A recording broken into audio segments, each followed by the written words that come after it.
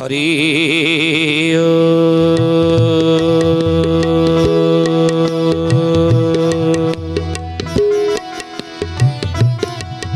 ओम भूर्भुवः स्वः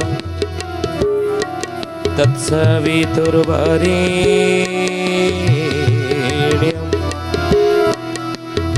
भर्गो देवस्य धीमहि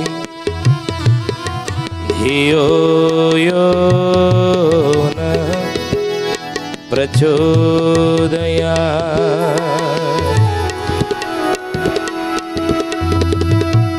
पिता पुत्र पौत्रं चैव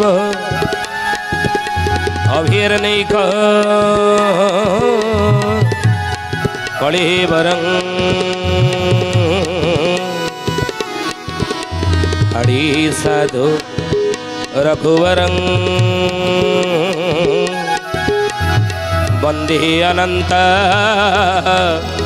गोपालम् वन्दे अनंत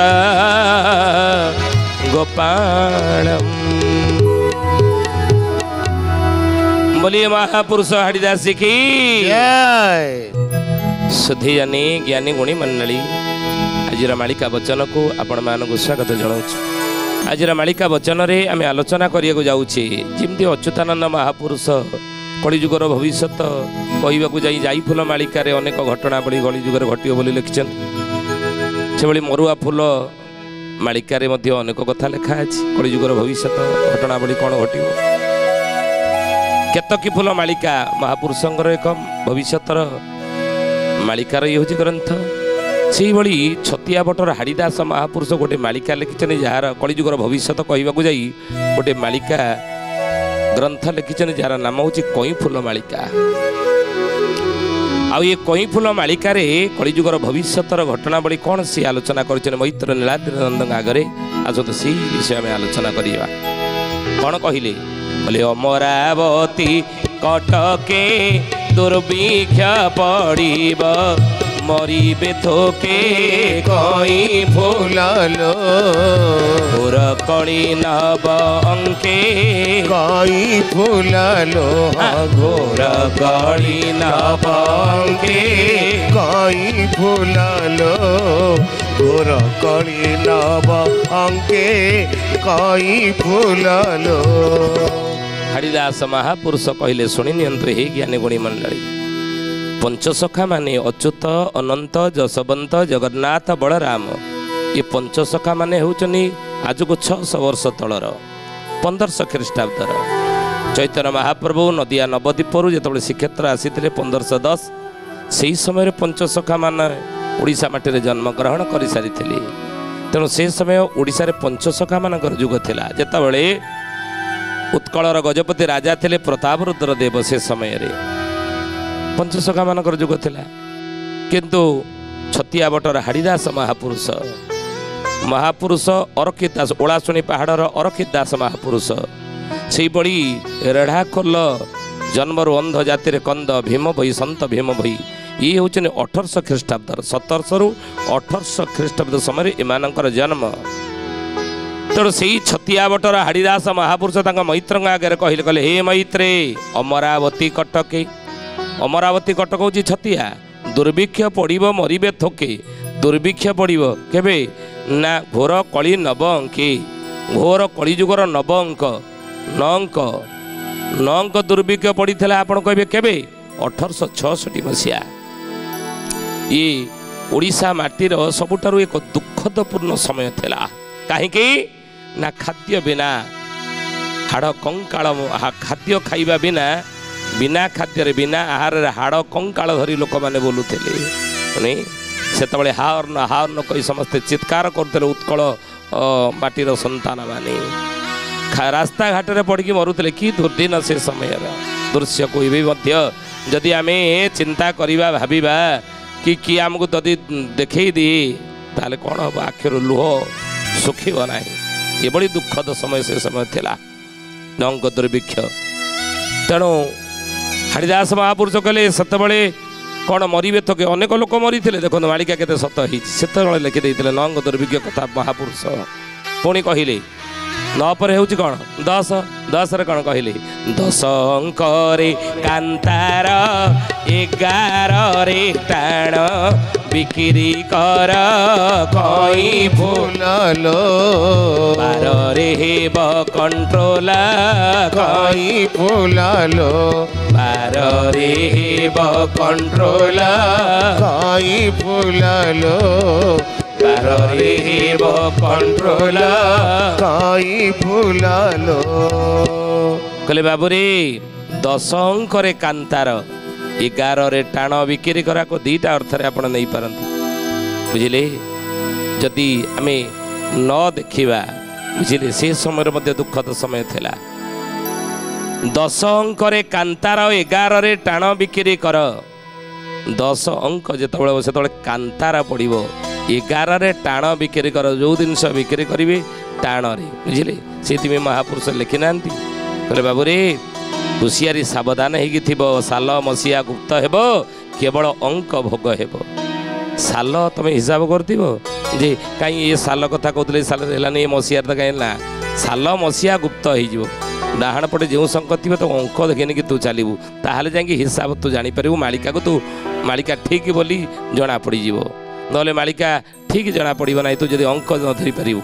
କହିଲେ 13ରେ ଅଗାଧ ହେବ 14 ଅନନ୍ତ କିଶୋର ଦେବ କଇଁ ଫୁଲାଲୋ କଳରେ ପ୍ରକାଶିବ କଇଁ ଫୁଲାଲୋ ଉତ୍କଳରେ ପ୍ରକାଶିବ କଇଁ ଫୁଲାଲୋ ଉତ୍କଳରେ ପ୍ରକାଶିବ କଇଁ ଫୁଲାଲୋ।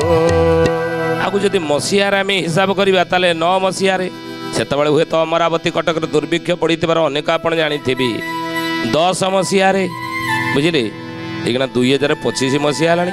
2010 ମସିହାରେ ଯଦି ଆମେ ଦେଖିବା ମହାପୁରୁଷ କହିଲେ ସେତେବେଳେ କ'ଣ ନା କାନ୍ତାର ପଡ଼ିଥିଲା ଅମରାବତୀ କଟକ। ଆଉ ସେହି ସମୟରେ ଟାଣ ବିକ୍ରି କର ଅନେକ ପଦାର୍ଥ ମଧ୍ୟ ଯାହା ମୂଲ୍ୟ ଥିଲା ତା ଧୀରେ ଧୀରେ ରେଟ୍ ହେଲା। ତାପରେ ମହାପୁରୁଷ କହିଲେ ବାବୁରେ 12ରେ ହେବ କଣ୍ଟ୍ରୋଲ ତାପରେ ଆଉ 13ରେ ଅଗାଧ ହେବ। କହିଲେ ତରକି ଥିବୁ 13କୁ, ଅଚ୍ୟୁତ ସେଇଥିପାଇଁ କହିଲେ ତରକି ଥିବୁ 13କୁ, 14 15 ଲାଗିବ ହୁନ୍ଦର ସତକୁ ପୂଜିବ 17କୁ। 13କୁ ତୁ ତର୍କିକି ଥିବୁ, କାହିଁକିନା ସେ ସମୟରେ ଅନେକ ପରିବର୍ତ୍ତନ ସଂସାର ଦେଖାଦେବ, ଅନେକ ପରିବର୍ତ୍ତନ ସଂସାର ହେବ। ଆପଣ ଦେଖିଥିବେ ସେ ସମୟରେ 12 ପରେ ପରେ 13 ଅନେକ ପରିବର୍ତ୍ତନ ହେଲା। ରାଜନୀତି କ୍ଷେତ୍ରରେ ହେଉ, ବିଭିନ୍ନ ଆଇନ କାନୁନରେ ହେଉ ବା କୌଣସି ପ୍ରଥା ପରମ୍ପରା ହେଉ, ତା ଦେହରେ ପ୍ରଥା ପରମ୍ପରାରେ ପରିବର୍ତ୍ତନ, ଆଇନ କାନୁନରେ ପରିବର୍ତ୍ତନ, ମଣିଷ ଚଳଣୀରେ ପରିବର୍ତ୍ତନ, ମଣିଷ ବ୍ୟବହାରରେ ପରିବର୍ତ୍ତନ, ବିଭିନ୍ନ ସାମଗ୍ରୀରେ ମଧ୍ୟ ପରିବର୍ତ୍ତନ ହେଇକି ବିଭିନ୍ନ ସବୁ ଆସିବ। ତେଣୁ ମହାପୁରୁଷ କହିଲେ ପରିବର୍ତ୍ତନ ସମୟ ସେ ସମୟରେ ତୁମେ ଦେଖିବ 13 ବେଳକୁ ଅନେକ ପରିବର୍ତ୍ତନ। ଆଉ 14 ଅନନ୍ତ କିଶୋରୀ ଦେବ ଲୋ କଇଁ ଫୁଲ ଉତ୍କଳରେ ପ୍ରକାଶିବ। ଉତ୍କଳରେ ମହାପୁରୁଷ ଅନନ୍ତ କିଶୋରୀ ଦେବ ପ୍ରକାଶ ହେବି, ଅର୍ଥ ଅନନ୍ତ କିଶୋର ସ୍ୱୟଂ ବଳଦେବ। ମହାପୁରୁଷ କହୁଛନ୍ତି ହେ ଜ୍ଞାନୀ ଗୁଣି ଆମେ ଏ କଥା କହୁନୁ, ତାଙ୍କର ଶକ୍ତିକୁ ଲୋକ ଅନୁଭବ କରିବେ। ଆଉ କହିଲେ ପୁଣି ହେବ ମାଳିଆ 13 14 ହୋ ଇବେ ମିଳିଆ କଇଁ ଫୁଲାଲୋ କେନେ ବକା ଓଳିଆ କଇଁ ଫୁଲାଲୋ କେନେ ବକା ଓଳିଆ କଇଁ ଫୁଲାଲୋ କେନେ ବକା ଓଳିଆ କଇଁ ଫୁଲାଲୋ। ବୋଲେ ପୁଣି ହେବ ମାହାଳିଆ 13 14 ହୋଇବେ ମିଳିଆ ହେଇଛନ୍ତି। 13 14 ଆପଣ ମହାପୁରୁଷ ଯାହା କହିଛନ୍ତି ତର୍କି ଥିବୁ 13କୁ 13 ଦଳ ଗଠନ ହେଇଥିଲା, 13 ଦଳିଆ ଶାସନ ଚାଲିଥିଲା। ଆପଣ ଜାଣିଥିବେ 13ଟି ଦଳ ମିଶିକି ଶାସନ କରୁଥିଲେ। ଆଉ ସେ ଶାସନ 13 ଦିନ ପାଇଁ ହେଇଥିଲା ଆପଣ ଜାଣିଥିବେ, ସେଇଥିପାଇଁ ଲେଖିଛନ୍ତି ତର୍କି ଥିବୁ 13କୁ। 13 ଦିନ ଶାସନ, 13 ଦିନ ସେ ସିଂହାସନ ଜଣେ ବସିଥିଲେ ପ୍ରଧାନମନ୍ତ୍ରୀ ହେଇକିରି। ଆଉ ସେ ସମୟରେ ହେ ଜ୍ଞାନୀ ଗୁଣୀ ମଣ୍ଡଳୀ ମହାପୁରୁଷ କହିଲେ ବାବୁରେ ଖାଲି ସେତିକି ନୁହେଁ, ଆଗରୁ ଆହୁରି ଅନେକ ଘଟଣା ଘଟିଛି। 13 ଦଳ ହେବେ, 13 ଦିନିଆ ଶାସନ ହେବ। ଆଉ ମହାପୁରୁଷ କହିଲେ 13 ପକ୍ଷ ହେବ, ସବୁ 13 ସବୁ ସେବେଳରେ 13 ହେବ ଯେ ପ୍ରକାଶ ହୋଇବ ମସିହା ସିନା ଗୁପ୍ତ ଯେ ପ୍ରକାଶ, ସବୁ 13 ସେତେବେଳେ ହେଇଥିବ। ପୁଣି କହିଲେ 15 17 ଜାଣ ଛୟାଣୋଇ ଶସ୍ତ୍ର ଦମନ ହାଣ କଇ ଫୁଲଲୋ କାଳିଆ ଘାଇ ପ୍ରମାଣ କଇ ଫୁଲଲୋ କାଳିଆ ଘାଇ ପ୍ରମାଣ କଇ ଫୁଲଲୋ କାଳିଆ ଘାଇ ପ୍ରମାଣ କଇ ଫୁଲଲୋ। ବୋଲେ ବାବୁରେ 15-17 ଜାଣ 46 ଶସ୍ତ୍ର ଦମନ ହାଣ ଲୋ କଇଁ ଫୁଲ କାଳିଆ ଘାଇ ପ୍ରମାଣ। ଏ କଥା ମହାପୁରୁଷ ଲେଖିଛନ୍ତି। 13 ନମ୍ବର ପ୍ରଧାନମନ୍ତ୍ରୀ ଥିଲେ, 13 ଦଳିଆ ଶାସନ ମଧ୍ୟ ଯାଇ ସବୁ ଯେତେବେଳେ 13 ପଡ଼ିବ ତାଙ୍କୁ ସତର୍କ ହେଇକି ଥିବୁ, ସେତେବେଳେ କିଛି ବିତ୍ପାତ ବିଘଟଣ ସଂସାର ଘଟିବ। 13 ଦଳିଆ ଶାସନ ଆଗରୁ ଥିଲେ, 13 ଦିନ ପାଇଁ ଶାସନ ଜଣେ ପ୍ରଧାନମନ୍ତ୍ରୀ ହେଇଥିଲେ, ପୁଣି 13 ନମ୍ବର ପ୍ରଧାନମନ୍ତ୍ରୀ ମଧ୍ୟ ଯେତେବେଳେ ହେଇଥିଲେ, ଏସବୁ ସମୟ ଭିତରେ କିଛି କିଛି ଅନିଷ୍ଟ ସଂସାର ଘଟିଛି, ବିତ୍ପାତ ଘଟିଛି, କେତେ କେତେ ପ୍ରକାର ବିପଦ ଆପଦ ଏ ସଂସାର ଭୋଗିଛି ସେ ସମୟରେ। ପୁଣି ମହାପୁରୁଷ କହିଲେ 15-17 ଜାଣ 46 ଶସ୍ତ୍ର ଦମନ ହାଣ ଲୋ କଇଁ ଫୁଲ କାଳିଆ ଘାଇ ପ୍ରମାଣ। କାଳିଆ ଘାଇ କଟକ କାଳିଆ ବୋଦା 46 ଶସ୍ତ୍ର ଦମନ ହାଣ। ଏ କଥା ମହାପୁରୁଷ ଲେଖିଛନ୍ତି ମାଳିକାରେ। ବିଭିନ୍ନ ବାଟରେ ବିଭିନ୍ନ ଠାବରେ ବିଭିନ୍ନ କାରଣ ନେଇ ଅନେକ ବିନାଶ ହେବେ ବୋଲି ମହାପୁରୁଷ ଅଚ୍ୟୁତାନନ୍ଦ ଜି କି ସୁଧି ଜାନି ଜ୍ଞାନୀ ଗୁଣୀ ମଣ୍ଡଳୀ। ପୁନଶ୍ଚ ମହାପୁରୁଷ ହାଡ଼ିଦାସ କହିଲେ ହେ ମୈତ୍ରେ 18 ହୋଇବ ଶେଷ 18 ହୋଇବ ଶେଷ 19 ବଛା ଅଛି ବିଶେଷ କଇ ଫୁଲଲୋ 21 ଅବଶେଷ କଇ ଫୁଲଲୋ 21 ଅବଶେଷ କଇ ଫୁଲଲୋ 21 ଅବଶେଷ କଇ ଫୁଲଲୋ। କଇଁ ଫୁଲ ମାଳିକାରେ ହାଡ଼ିଦାସ ମହାପୁରୁଷ କହିଲେ 18 ହୋଇବ ଶେଷ 19 ବଛା ଅଛି ବିଶେଷ। କହିଲେନି କହୁଥିଲୁ ପୁରା 14-15 ଲାଗିବ ହୁନ୍ଦର। କେତେ ହୁନ୍ଦର ଆପଣ ଦେଖିନାହାନ୍ତି? 14-15ରେ ଧର୍ମରେ ଏକ ବିରାଟ ପରିବର୍ତ୍ତନ ଆସିଲା। ଯେଉଁମାନେ ଧାର୍ମିକ ବୋଲଉଥିଲେ, ଯେଉଁମାନେ ଧର୍ମବନ୍ତ ସମାଜରେ ବୋଲଉଥିଲେ, ପ୍ରତିଷ୍ଠିତ ଧର୍ମକୁ ନେଇକି ହେଇଥିଲେ ଜ୍ଞାନୀଗୁଣୀ ମଣ୍ଡଳୀ, କିଛି ଭୁଲ ବୁଝିବେ ନାହିଁ। ମାଳିକା ବଚନ ନ ହୋଇବା ଯାହା ମାଳିକାରେ ଲେଖା ହେଇଛି ସେଇ ବିଷୟ ହିଁ ଆମେ ଆଲୋଚନା କରୁଛି। ଧର୍ମକୁ ନେଇ ସମାଜରେ ଯେଉଁମାନେ ପ୍ରତିଷ୍ଠିତ ହେଇଥିଲେ, ସାଧୁ ବୋଲଉଥିଲେ, ସନ୍ଥ ବୋଲଉଥିଲେ, ବାବା ବୋଲଉଥିଲେ, ଭଗବାନ ବୋଲଉଥିଲେ, ପ୍ରଭୁ ବୋଲଉଥିଲେ, ଇଏ 14-15ରେ ଏ ଜ୍ଞାନୀଗୁଣୀ ମଣ୍ଡଳୀ ସେ ଧର୍ମ ଦେହରେ କ'ଣ କଳା ଦାଗ ଲାଗିଲା ନାଇଁ? ଧର୍ମରେ କଳଙ୍କ ଲାଗିଲାନି। 14-15 ବେଳକୁ ଧର୍ମରେ କଳଙ୍କ ଲାଗିଲା। ଅର୍ଥ ଜାଣିଥିବେ ସେମାନେ ସବୁ ଧରା ପଡ଼ିଲେ।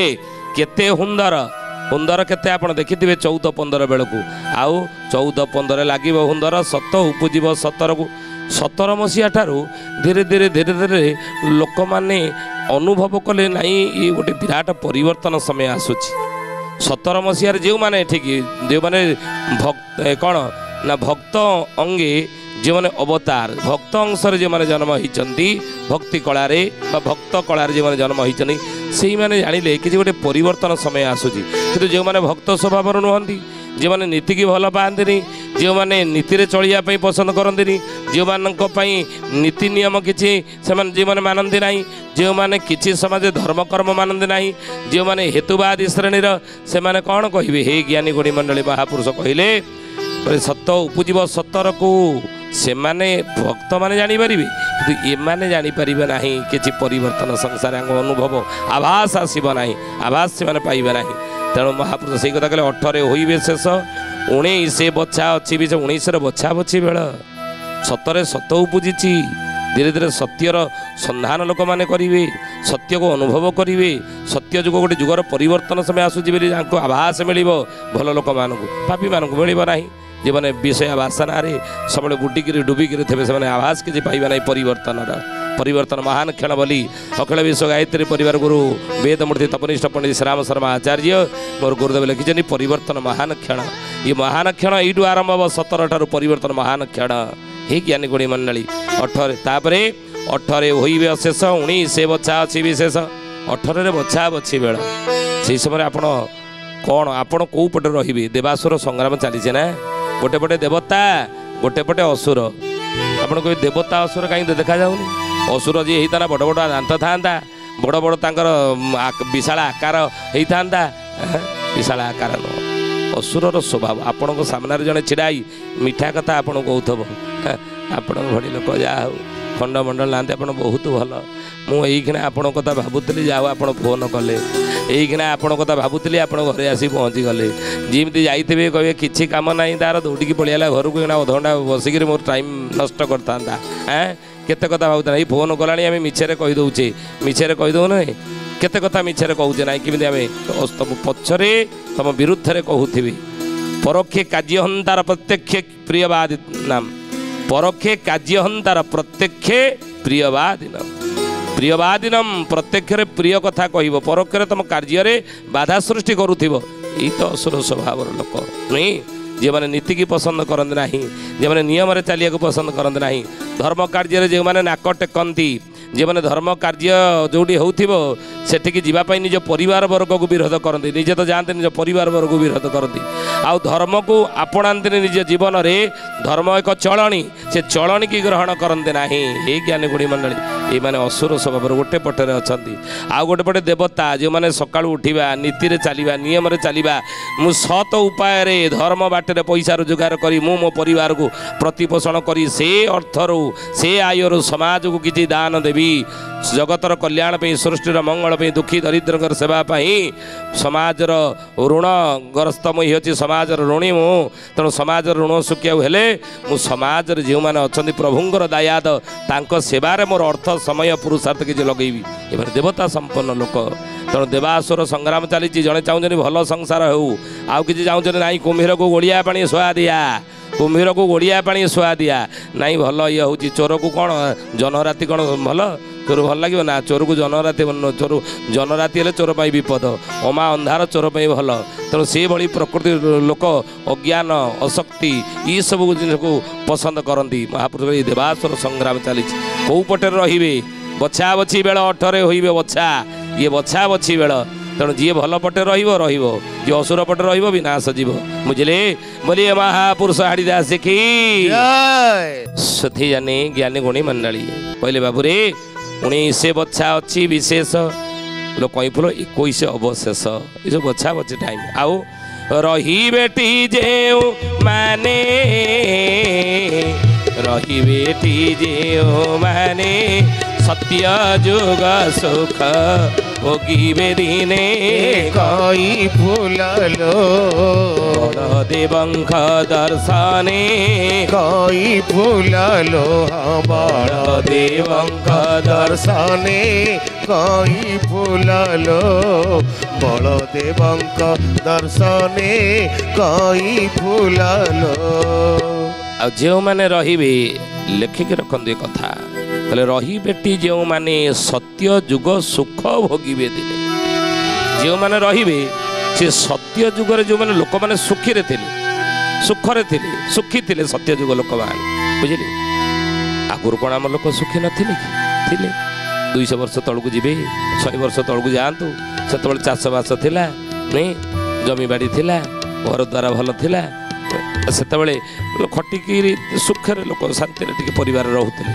ବର୍ତ୍ତମାନ ରୋଜଗାର ବଢ଼ିଛି, ପରିବାର ସେତେବେଳେ ଜଣେ ରୋଜଗାର କରୁଥିଲା, ଚାଷବାସ ହେଉଥିଲା, ସେଇଥିରେ ଚଳୁଥିଲେ, ଚାକିରି ବାକିରି କରୁନଥିଲେ। ଏଇନା ରୋଜଗାର ସମସ୍ତଙ୍କର ବଢ଼ିଛି, କିନ୍ତୁ ପରିବାର ଶାନ୍ତି ନାହିଁ। ରୋଜଗାର ବଢ଼ିଛି, ପରିବାର ସ୍ତ୍ରୀ ରୋଜଗାର କରୁଛି, ପରିବାର ସ୍ୱାମୀ ରୋଜଗାର କରୁଛି, ପୁଅ ରୋଜଗାର କରୁଛି ଚାକିରି କରି, ଝିଅ ରୋଜଗାର କରୁଛି, ସମସ୍ତେ ରୋଜଗାର କରୁଛେ, କିନ୍ତୁ କାହାର କାହା ଭିତରେ ଆଉ ମେଳ ଖାଉନି, କାହାର କାହା ଭିତରେ ଆଉ ମେଳ ଖାଉନି, ବିଚାର ମେଳ ଖାଉନି, କଥା ମେଳ ଖାଉନାହିଁ। ସମସ୍ତେ ବିକ୍ଷିପ୍ତ ବିଚାର, ବିକ୍ଷିପ୍ତ ମନସ୍ଥିତି। ବୁଝିଲେ? ଆଜି ହେଇଛି ସମାଜର। ତେଣୁ ସେଇଥିପାଇଁ ମହାପୁରୁଷ କହିଲେ, କହିଲେ ବାବୁରେ ବର୍ତ୍ତମାନ ସେଇ ଶାନ୍ତିରେ ରହିବେ ନାହିଁ। ଆଉ ରହିବେଟି ଯେଉଁମାନେ ଥିବେ ସତ୍ୟ ଯୁଗରେ ସମସ୍ତେ ସୁଖୀ ଥିଲେ, ଶାନ୍ତିରେ ଥିଲେ। ଆଜିକୁ 100 ବର୍ଷ ତଳେ ଚାଷବାସ କରିକି ମଧ୍ୟ ଲୋକେ ସୁଖୀ ଥିଲେ, ପରିବାର ଜଣେ ବ୍ୟକ୍ତି ରୋଜଗାର କରୁଥିଲେ, ତଥାପି ତା ଭିତରେ ସୁଖୀ ଥିଲେ। ବର୍ତ୍ତମାନ ସୁଖୀ ନାହାନ୍ତି, ରୋଜଗାର ସମସ୍ତେ କଲେ ସୁଦ୍ଧା। କିନ୍ତୁ ମହାପୁରୁଷ ସୁଖୀ ପୁଣି ହେବେ, ପୁଣି ଲୋକମାନେ ସୁଖୀ ହେବେ, ସଂସାରବାସୀ ସୁଖୀ ହେବେ। କେତେବେଳେ ନା ସତ୍ୟ ଯୁଗ ଯେତେବେଳେ ଆସିବ।